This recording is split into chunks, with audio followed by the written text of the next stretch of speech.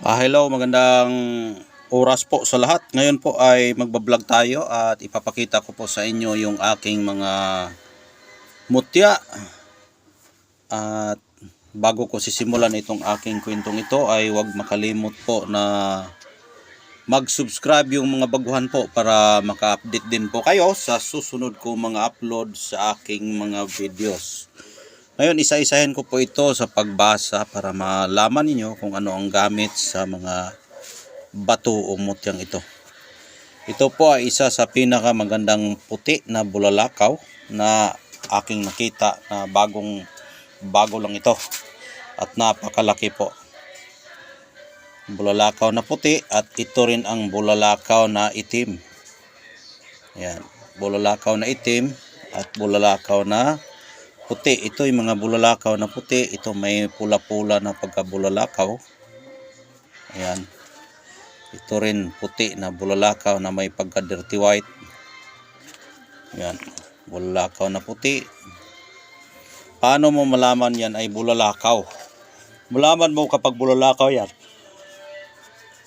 Kapag gabi, may mga bumagsak na mga falling star at puntahan mo doon at abangan mo yung mga nakakagat nito dahil ang nakakagat nito yung mga baboy ramo. Tapos karamihan yan kinakagat ito at nagpunta sa tabi ng ilog. May mga dinaanan po sila, mga pandalan. Yung mga tunob ng mga paa ng inaapakan ng baboy ramo, doon mo abangan yan. Pag umiinom ng tubig yan, takutin mo agad. Tapos iluwal nila itong kanilang bulalakaw. Kaya doon tayo magkakaroon ng mutya ng bulalakaw. Pero ang pinagkaiba dito dahil karamihan sa nakikita ko noon ay kulay itim. Ito yung kulay dati nakuha ko. Ngayon puti na. Ito na. Ito na yung nakukuha natin, mga puti. At meron din tayong bago, no? Ito ay ahas, no?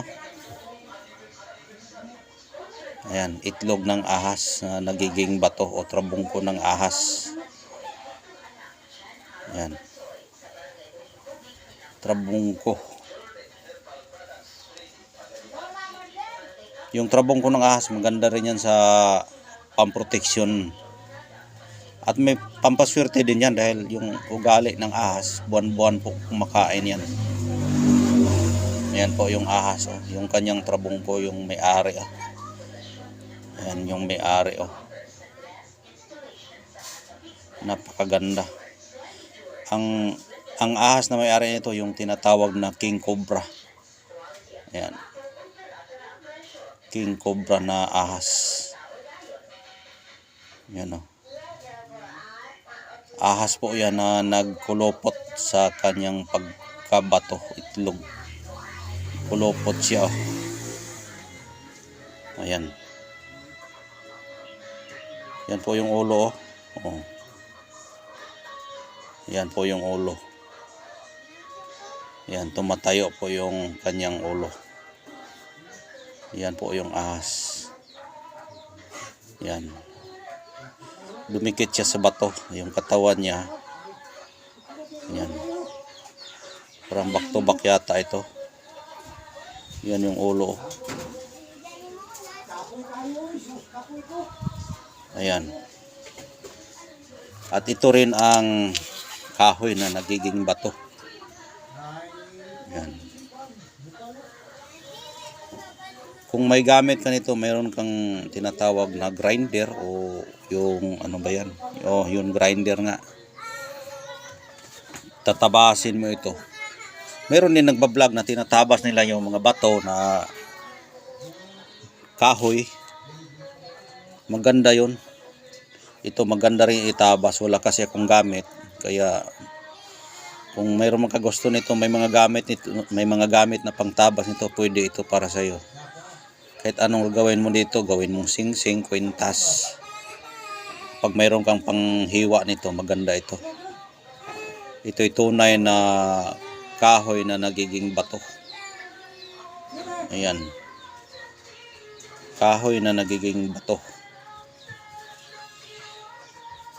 Ayan. Ang pangalan sa kahoy nito ay kamagong o mulawin.